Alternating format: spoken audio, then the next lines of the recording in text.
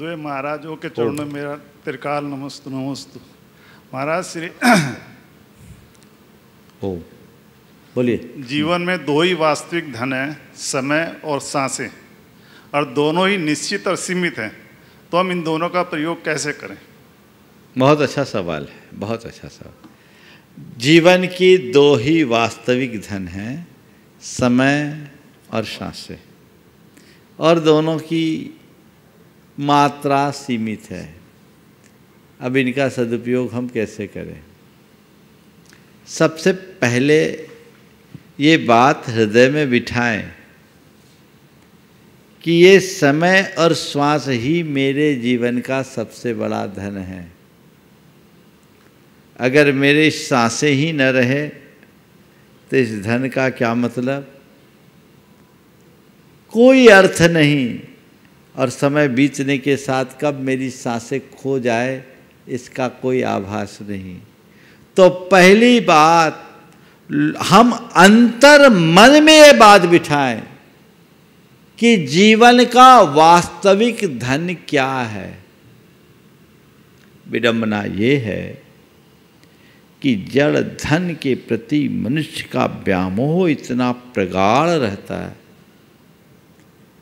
कि उसके अलावा उसे कुछ दिखता ही नहीं, और उसी धन के अर्जन में अपना सारा समय और सारी सांसें खपा देता है।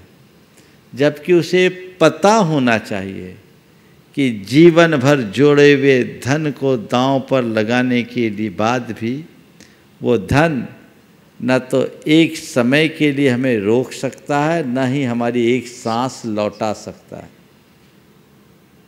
जब ये बात समझ में आएगी तभी कहीं जाकर हम समय और श्वास के सदुपयोग की बात सोच पाएंगे। सिकंदर का वो वाक्य लोगों को याद रखना चाहिए जो अपने जीवन के अंतिम दिनों में उसने कहा था, धिक्कार है मुझे कि जिस सत्ता और साम्राज्य के पीछे मैंने अपनी सारी सांसें गंवा दी, आज उन्हें दांव पर लगाने के बाद वे मुझे एक सांस के लिए बचा नहीं पा रहे।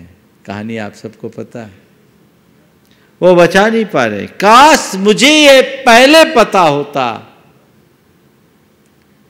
तो मैं अपने इन सांसों को व्यर्थ नहीं करता। मैं आप सबसे पूछना चाहता हूं, कितने लोग ऐसे हैं जिनके नज़र में उनकी सांसें और उनका समय सबसे ज़्यादा मूल्यवान है? इसके मूल्य को समझो। जल धन से बड़ा जीवन धन है।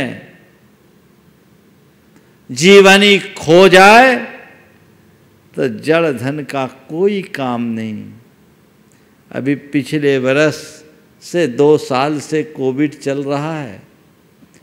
अनेक लोगों की सूचनाएं आई, हजारों हजार करोड़ के धनी भी चले गए। उनके द्वारा जोड़ा गया धन तो रह गया, पर धनी नहीं रहा। सब मुंह ताकते रह गए। एक व्यक्ति तो ऐसे जो 15,000 करोड़ से ज़्यादा का धनी, पर उसका अंत ऐसा हुआ, कितना दुर्भाग्य कि अंत में भी अनक्लेम्ड बने रहे और अंतिम संस्कार रहा 15 दिन तक। कोई अता पता नहीं, क्योंकि परिवार में सब कोविड में थे।